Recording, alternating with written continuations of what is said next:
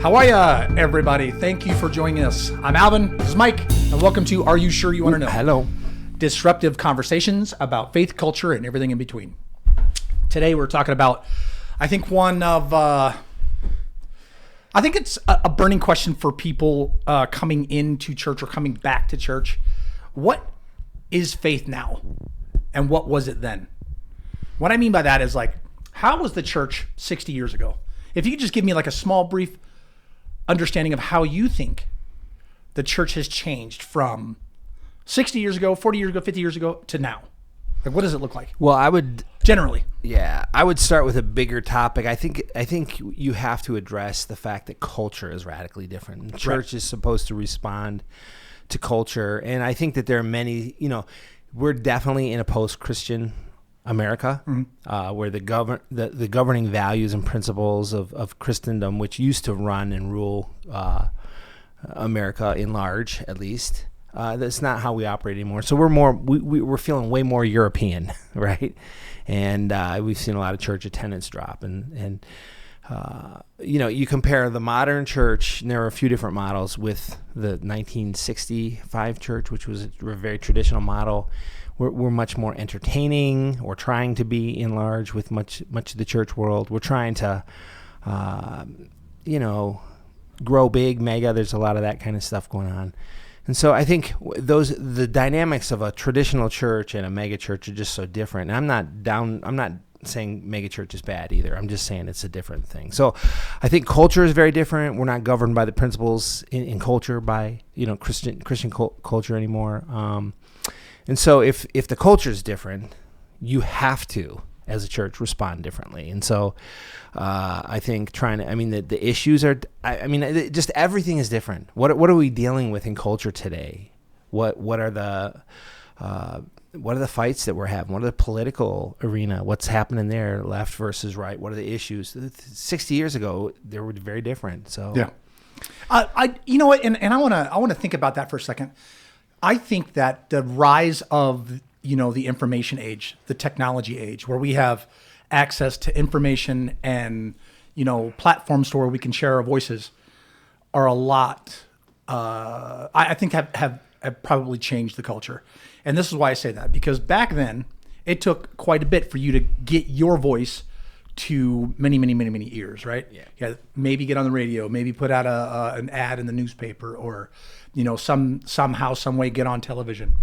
There wasn't really a giant public forum where you can go and be heard. And now every single person with all their ideas and opinions and values and how they can redefine that. And individuals, are susceptible to a charismatic human. And it's just, so if I look good, or I'm a good looking person, and I have an opinion that may vary, or either radically or even subtly, I can get a large group of people to agree with that. But then when it starts to grow, things start to change within it. Subtle changes, and then radical changes, and then it just becomes a real dynamic thing. I'm thinking about some of the tent revivals back in the day, and there was 1,000 people that show up at these things. Jonathan Edwards and Billy Sunday and Billy Graham. There you go. Yeah, all these. These are mega churches of today. But those places were filled with people, but everybody, it was still, I think it's different. You're right. It wasn't, we've moved into an entertainment kind of arena. But think about some of the Southern churches, like the African-American churches, like the predominantly black churches. They were all about raising the roof. That's some of the most powerful experiences I had with the Holy Spirit was in, an all-black Pentecostal church. It was amazing. Yeah. Just, and I think that it's super different than what it is today. Today, you're right. It's more contemporary. People are, they come in, but I just think that people are invisible now. I don't like that. Let me. I have some stats here today, Okay. And a lot of this comes from when I was feeling like maybe I was supposed to start something new. I had been doing a ton of reading and research around the current church models, the culture how it was changing, all the stuff, how we were losing market share is one way to think of it. Sure. Less attendance at church. And you have to think, this is a great quote. It's by Bob, the amazing baseball great Bob Buford. He says this, I think the next Bob Buford. Cares? Yeah, okay, come on. Okay. Welcome Big sports fan here. Welcome. This podcast is going to be great for 7-year-olds now. Anyway, Bob Buford says this, I think the next generation is not just slightly different from the past. I believe they are discontinuously different from anything we have seen before. And this is his focus on next generation. And there's, I was just watching some stuff yesterday about the, different demographic segments that we have, the Gen Zs, the millennials, the Xers, the boomers. We're like the boomers are like twice as many currently as like the Gen Z or the young millennials. So here are some really important stats. The typical American consumes 34 gigs, and this is probably at least 5 years. Okay, so it's probably changed. 34 gigs of data per day. That's a 350% increase over 30 years ago.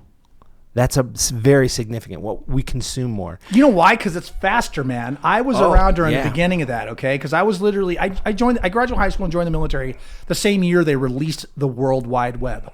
Yeah, so like when the general public got the internet, that was my internet. It took forever to get any information, and you really had to be specific. It was hard to. Just, dude, I was around for ask.com when that was first thing. And there was some Butler thing. I don't remember the name of it. But, dude, I'm AOL generation, man. Like, it took a CD to get exactly. So you couldn't find stuff like that. You had to go to news groups, and I don't even know what that was. But so this is a 350% increase over the last 30 years. That's it. Most information, according to the books that I was reading, all the research I did, info is mostly visual, TV, movies, internet, games. Mm-hmm. Written words account for, this is fascinating, written words account for less than 0.1% of the total info we consume. What? So that's telling you that we're getting through movies, through conversation, through... not through reading and words that are written. That's kind of interesting too. So there's it's just a different world. Interestingly too, let's just talk about the world in 1960, the 60s. Prior to the 60s, church attendance levels across all age groups were almost identical. So the same number of 7-year-olds, 27-year-olds, 57-year-olds attended. But now that has diversified. In the 60s, 5% of live births were to unmarried women. Currently, that's 42, or within the last 5 years. Now, but this is really important, and it's important not to miss this fact. This isn't a moral evaluation. This is an institution evaluation. I say that because it's not. These 42% of live births, again, to unmarried women versus 42%, that's not accidental pregnancies only. These are people who do not buy in to the institution of marriage in large. So that's a cultural shift in the the ethics, the morality, and what's in the same time frame? What's the divorce rate?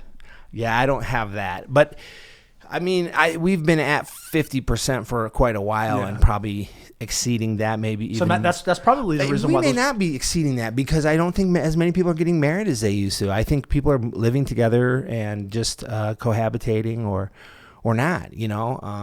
So I think they've become disillusioned with that too, because I think that society at large, there isn't. Well, I mean.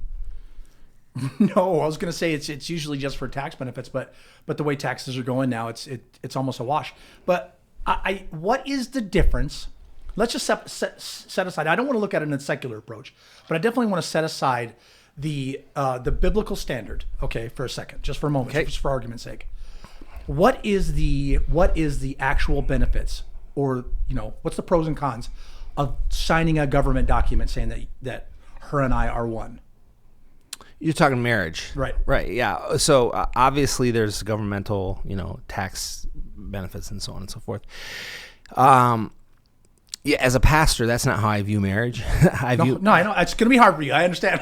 So I think you're still entitled to all those things. Those are not bad things. So right. I'm not against them. I'm just saying that I view marriage as a union, a set of vows you make in front of your pastor, in front of your community, and before God. So can that just be the thing? So if we took the government out of the picture, the licenses and the documentation and the registering with the government and X, Y, and Z. But her and I, in front of our community, sanctify our vows before God and our community and the church. That should be the most and the only binding contract. I always struggle with this, though, because why is it that people are fighting against, like if I'm a Christian following God, we're told to submit to the government anyway. Sure. So why would I want to... I'll have a spiritual ceremony. Like this happens, by the way, in other faiths, the polygamous community. They have sure. one marriage, and many they call them spiritual marriages or something like that. Why am I fighting against following the governmental? Because way? People change. I love her with all my heart and soul. There's nothing in the world that I'm not going to do for her. No, until I don't. Until her and I no longer agree, or until we've come to this quiet hatred for each other. Yeah, but that's not the biblical model. I understand, but that's the problem, is that when I'm fighting I'm fighting something, it's because I think that it's going to cause more damage than sitting by idly and just letting it organically grow. If I disagree, now if it's just an agreement between two people and then asking God to sanctify that, and things go south, because people change, people are awful, people don't respect contracts or bonds or vows. Yeah. Then those people change, and sometimes I may think I know you because we're showing each other the face that we want to fall in love with the most, but then later on we find out what our true character is, and then we're like, okay, this is not going to work. This person is pure evil. Yeah. How does that work? But now it's going to be way more complicated to separate that union, to dissolve that relationship, than it would be if I simply gave, if we had a ceremony. Yeah, but I think if you're entering a marriage with an exit plan, an exit strategy, or an option, I say that all the time. Dude. I hear what you're saying. I do. You're doing it the wrong way. Sure. Let me show you some other stats, and this is interesting. Young adults, by the way, currently are among the least likely to name the Bible as sacred scripture. Okay. So there's a different viewpoint. And again, like I was saying, the same that's true of live births to single parents being on the just soaring rise is a lack of buy-in to institution of marriage, and which leads to this sort of relativism. I make my own rules, and what's true for me and right for me is right for me, and everyone else gets to make their own thing. Unless, of course, we disagree, then you should agree with me, right? That's kind of how that plays out. And relativism is really, really damaging. I was going to bring that up today. Because you can't. Truth cannot live. You've lied to yourself. You've lied to others, right? Others have lied to you. You cannot just create truth. Truth is something you go to. It doesn't come from within. Sure. I don't create my own truth. There's no such thing as my truth, right. Your truth. There is the truth. Yeah. I can have an opinion on something, but that's not definitively truth. And so back to this, 1/10 of 1% is written words with people. Like peers now play an increasing role in the moral and spiritual compass who I roll with becomes my moral guide and your identity. Yeah. And that leans into the LGBT community. It leads into heterosexual community. It leads into just peers, friends, that whole thing. And what is it centered on? It's centered on, and this is where it gets even more dangerous, it's centered on unity and commonality of thought, agreement on thought. And we will not ever, there's not one person in this world that you agree 100% with or agrees with you 100%. So we should give up the false belief that our hope is to find people who agree with us. That's huge for us to be able to live in that. So, by the way, access, you talked about, I talked about the 34 gigs of just data that we consume daily. Also, with the internet, information it's there. It's readily accessible. You can get it anywhere. But what's the filter on that stuff? Especially with AI now. What's the filter? Where's this coming from? So there's no way. That's what I had this argument. I would say, I was speaking at a wall and it would sometimes, deign to respond. Now, this guy was awful.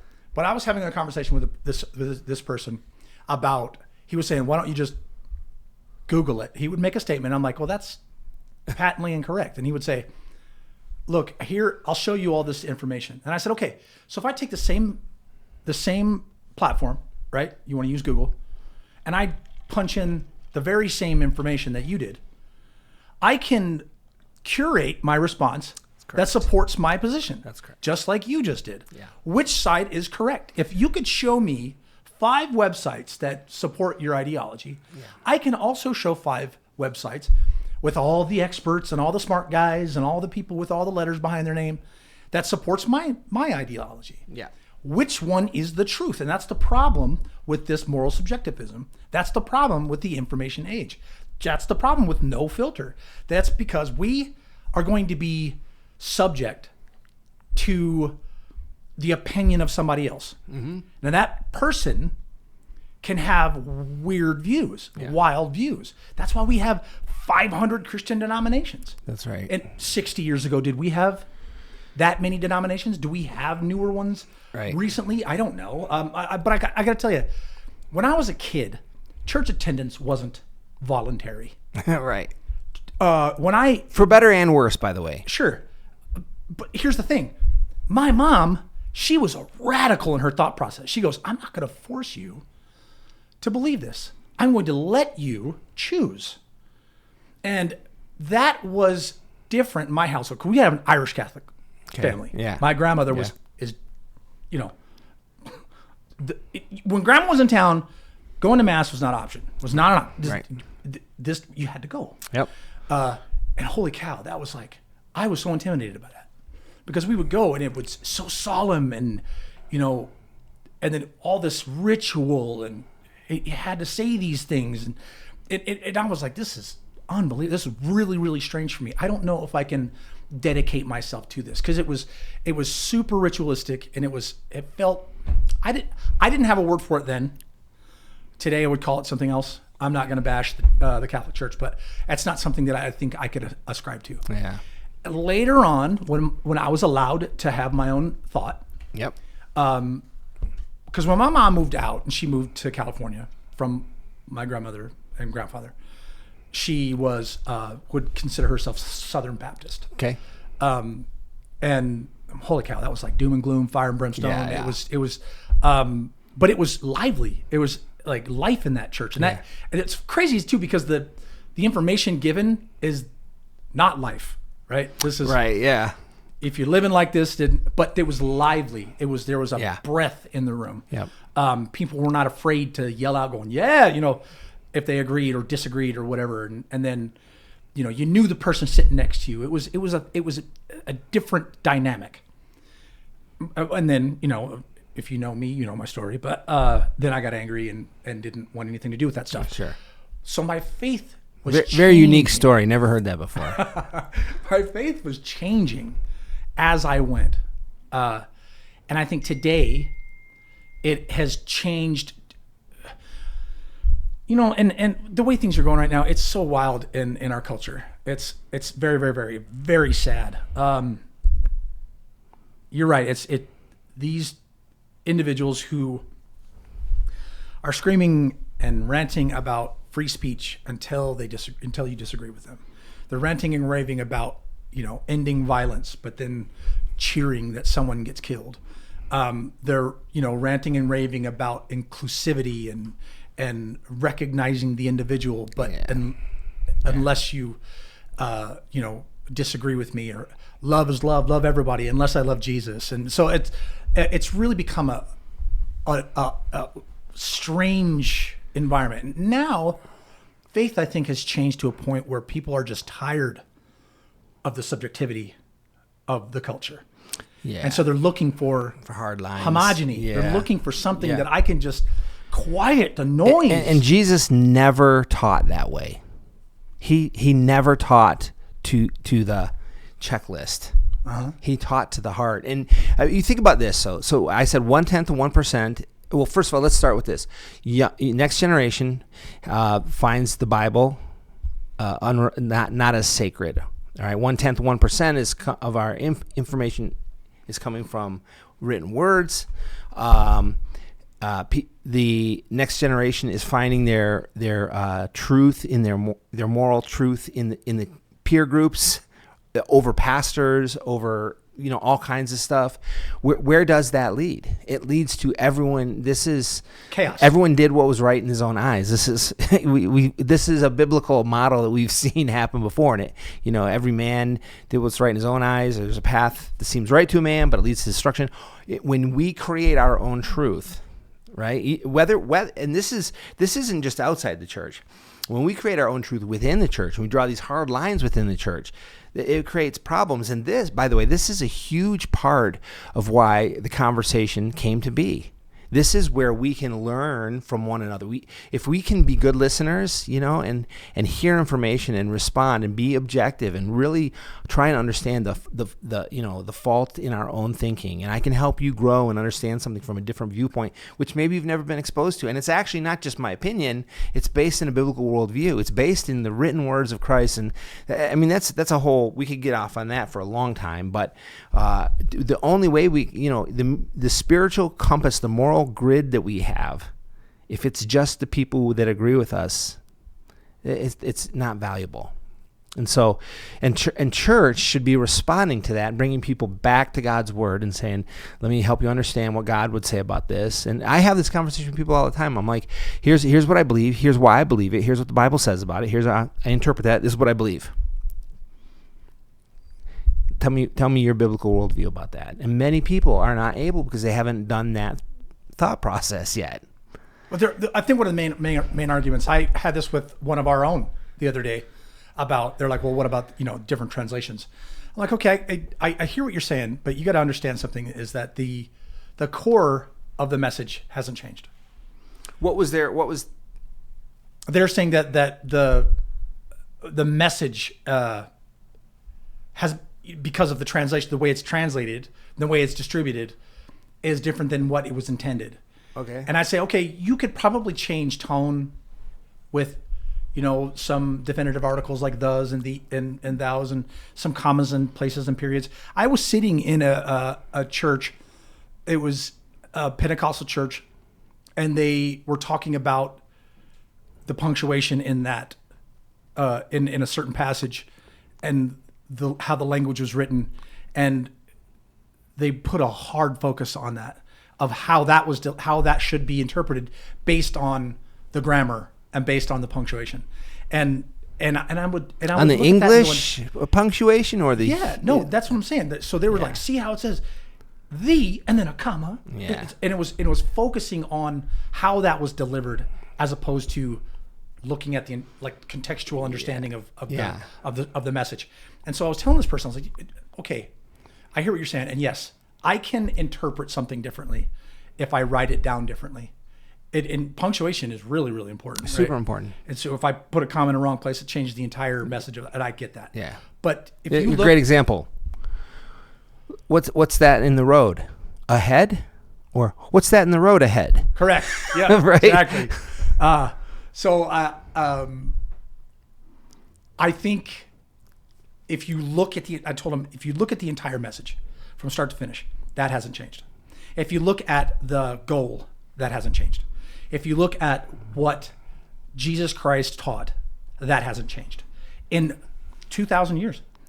So if you are saying that you don't believe that the Bible is truth based on the fact that people have read it differently throughout time, and that's probably an issue. If we want to get back to that, to spiritual continuity, where everybody believes that there is one single moral principle, mm-hmm. and not a universal I was in this social class in college, and the professor got up and he was like, okay, I will give I'm going to have you write one paper. If you can write this one paper and effectively argue a universal moral principle. Okay. If you can do the one thing, I will pass you, and you're going to be okay. You're going to be the talk of the town. Yeah. Everybody tried the same old rote stuff. They get up, murder, and then the professor would calmly because he was, of course, prepared, because everybody does the same stuff: murder, rape, child abuse, slavery, and so on. And he would say, okay, in these cultures, in some cultures, boom, boom, boom, women are human; they're property. Yeah. How could I abuse a lamppost? I can't. It doesn't have an opinion. What about child this and child? Okay, some cultures, those are less than human. In fact, those are almost like animals. They're there to serve me until they're old enough, until they go through the rite of passage. Yep. And so he would argue these things, right? Yep. And people would look at it and go, but I think it's wrong. You can, based on your cultural upbringing. And so our cultural upbringing gave us this basis. They gave us this baseline. And then now, because of this, radical individualism, my opinion is the most important thing on the planet. Right. You have to recognize and respect my opinion, and then adhere to whatever it is. Yeah, but see, and here's the problem with that, which you probably are going to agree with. All that happens across cultural differences is it still establishes something. There's right and wrong. We just don't agree on what is right and wrong. Mm-hmm. So we go too far to go see. I know what's right and wrong because I have these feelings inside of me, or whatever. However, I was raised with a certain thing.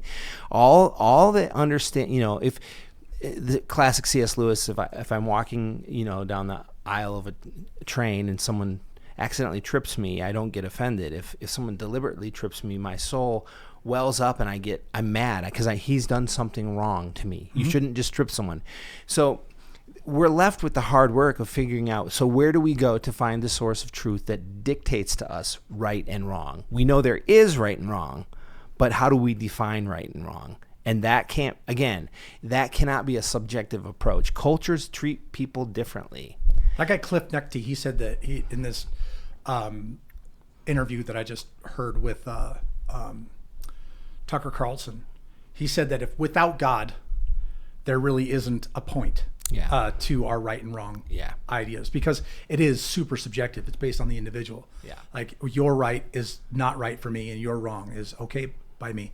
And so, but what is the purpose? What's the main goal? What is the purpose of maintaining a sense of right and wrong? Because if it wasn't God defining what's good, then how did we decide that was a good thing and that was a bad thing? Right.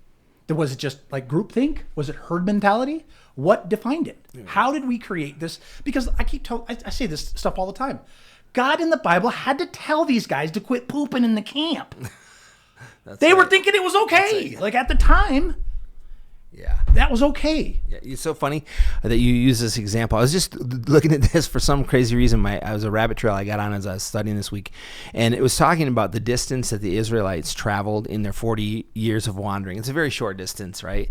It's like a fraction of a mile every day they would have moved in a straight trajectory, but they were wandering. But then they went on, based on how much the average human, poops a day. I love where this is going.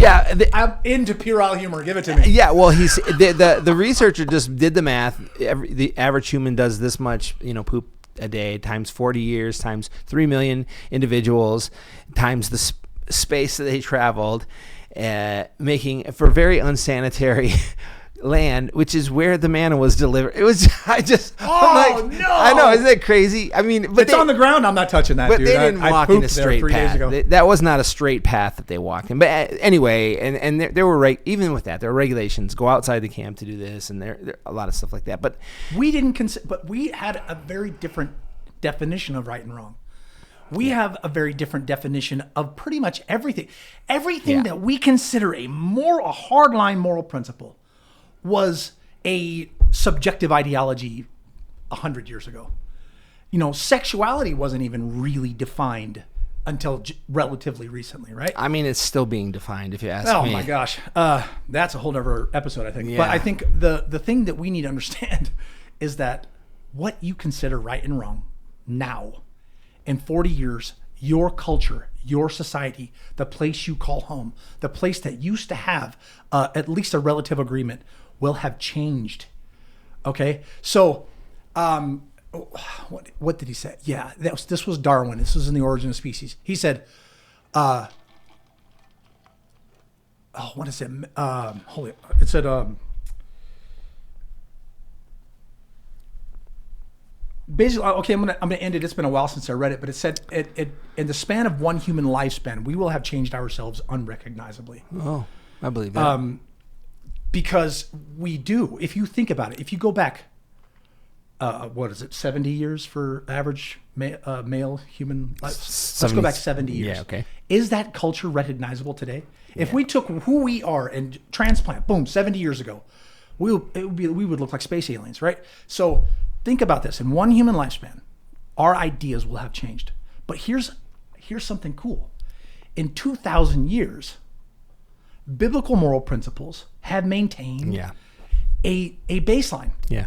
We look back on that and go, okay, they were trying to establish something then to control all of this moral subjectivism, to change all this chaos and make people see that God intends for us to love one another as Jesus tried to love us. Yeah. And then we ended up hating him and crucifying him. It's happening today. Well, the people who speak the most love are hated the most. Yeah, and I think one of the things that's really interesting is that the role of the church in all of this is to sort of bring some sanity back to how we approach. That's it. That's where I was trying to go over that. I couldn't say that. That was it. But and you look at what Jesus referred to the church or the follower of his followers as being salt and light, and salt. Both of those things are unaffected by their surroundings. They affect their surroundings. Sure. Salt preserves, salt purifies, salt, helps. Adds flavor. Yeah, adds flavor. It's light comes into darkness and it radically changes the environment. We're not supposed to be affected by our environment. We're supposed to be impacting our environment. It's one of the greatest. A thermostat instead of a thermometer. Yeah, one of the greatest stories to me is in the Old Testament. Daniel, Shadrach, Meshach, and Abednego. They became influencers in the Babylonian culture in a huge way. They were Jewish followers of Jesus, and they stuck. The reason they became such influencers is because they stuck to their moral compass. Right. It was because of that. They were the salt and the light in that moment. And our church is supposed to, I think we need to help our people. We need to be doing this ourselves, be less influenced by what's going on around us and changed by what's going on around us, and more being salt and light into those places where we're finding darkness, or we're finding it needs to be purified or preserved, or whatever needs to happen. We should be impacting change. We should be like Daniel. I think 4 kings he was an advisor to, so it wasn't even Babylonian. So that's to me, if I was going to make a closing statement on this over time, we've got to stay true to being what we're called to be. And it's going to express a little differently. I don't mind. That's why we started. That's why we can't alter, though. So one of the questions is, should we change our direction and our model to reach the cultures that, I guess we got an older model. Like our church idea is different, right, than current culture. Kids are not going to resonate in a boring, musty church. Is that one of the motivations that you had coming in and creating the conversation? Yeah, well, just helping people process through their own thinking. I think the more you can think for yourself as opposed to just becoming part of groupthink. There you go. And expressing, learning to express, learning to think through, how do you come up with a biblical worldview on these difficult topics? And every topic of morality, right and wrong, and godliness should be based in Bible teaching, not just the common think. And so, our church, we just have a different tactic. We're not trying to change the gospel. We're not trying to, change. There's a lot of that, though. Yeah, that can happen. And I was going to say that because the idea of changing to reach the more people has a way of altering the message. Well, and I hear a lot of like young pastors doing that weird stuff. It can, but you look at Paul. He is in the Acropolis. Is that where it was? Where he sees these idols made to all, and they have the one to the unknown God. And he says, "Hey, all these guys. Let me tell you about this guy." So he used culture. He engaged culture on culture's level to teach them about the God of the universe, the true God, or, I become all things to all people in order that the gospel can be expressed more. Now that doesn't mean that I sacrifice morals, values, ethics, those kinds of things. It means I use tactics that are practical and pragmatic to reach, 10 years from now, what's culture going to look like? I don't know. One fascinating study that probably changed so much of how, the consumption of data and all these things that we have, it was when MTV came out, they did a study on this, and they found that the average cut time in video clips was 1.5 seconds or something like this. And that changed. Our attention span got shorter because now, as we're watching all these MTV videos, which we don't do anymore, I guess, but MTV is not MTV. I know, I loved MTV, but so did I. Anyway, but you remember clip, it just constantly changing, and that sort of stimulated our brains, and we became people who had shorter attention spans, and it cited MTV as being kind of the leader in that area. So now we are looking for, this is why churches that again entertain or do high quality stuff are popular, because it helps my brain connect. So there's that. Rest in peace, Headbangers Ball. I love it. I miss it so much. Ricky Rackman. That's it. Right? You got it, dude. I seen a picture of him recently. He had even a T-shirt on. And you got to be kidding me. That guy didn't even recognize the guy. Oh, really? Wow. Yeah. I mean, that was a long Short, time ago. bald, fat, Yeah. with the raspy voice. I love that Long guy. time ago. So I think that I would love to see, people, at least if I was going to say, we have every side in our church. We have such a mix, a diverse group of people with different ideas and different values. I'm not going to say different values. I think we all share the same values, but we have different opinions on things. And what I love about our church is that, so everybody knows that I'm hardline conservative, but I'm not so closed-minded that I can't hear somebody else's idea and maybe like give me a different perspective. And I can accept that, the way you see it. I would ask you, how did you come to that? What brought you to that? But just because you and I disagree, don't mean we have to hate each other. Right. We have a commonality here. Number one, it's Jesus Christ. Number two, that we're human. We're sitting in the same room together. Right. There's no reason in the world that you and I can disagree and not be cool with each other. I've got some of my very, very, very good friends are liberal, and we don't get into the meat and grease of things, right, because they're gonna feel a certain way, and I'm not gonna get upset. I mean, you feel that way, that's weird, but okay. I mean, it's not. Well, I'm not gonna hate you and dissolve our friendship just because we disagree on something. But if you have enough conversations over time, you may see something in a different light. Someone may be able to shine light on a different angle, and you'll see stuff and change. And hopefully you'll have that effect on others as well. And which is how I believe we're supposed to be. Again, ultimately thinking for yourself, being able to define and explain why you believe what you believe and how you got there, and how that connects to a truth that's not just independently created from within. That's the secret right there. And if you're not open to if you don't believe that you can be wrong, if you're so hardened in your truth, I know it, I'm not open to anyone else. I mean, okay, well, you'll be where you are for the rest of your life, which is a pretty dangerous place. But culture's moving on, people are moving on, things change, and I mean, you see it in the political arena, you see it in the religious arena, you see it's everywhere. You see it. It's just change is coming, and so you've got to be open to having dialogue and learning and staying aware of what's going on. That's probably a good place to call that. I would say that everybody listening, it doesn't matter what side you're on. It doesn't matter what your opinion is. If you go into every conversation with love, if you go into every conversation with the respect that you would like to receive, then we would never come to the ugliness that's going on today. I want to leave you with a really good scripture. It's one of my favorites. It's 1 Corinthians 13:13. Now abide these three things: faith, hope, and love. The last and the most important of these, that's what it says. The most important is love. Go into everything with love, and then I think it would solve a lot of our ills. Yeah. That's the cure. I would like everybody to let me know what they think about this episode. Let me know what you think about prior episodes. If you have an idea of a future episode, please chime in. We want to hear you. Yeah, comment. We want to hear you. We comment below. Yeah, definitely. I want to listen to your opinion. I want to listen to your stance. I want to hear you out. We want the world to hear you out. Just message on this video, or you can go on to any one of the other platforms. Make sure to check us out. If you'd like to come and see us, just go to the website. It'll all be there. Go to the website or download the app, and you can stay in tune. And yeah, just definitely check us out. Comment, share, and we'd love to have you join. That is ConversationSLC.church. I'm Alvin. I'm Mike. And this is. Are you sure you want to know? Have a great day, night, whatever it is.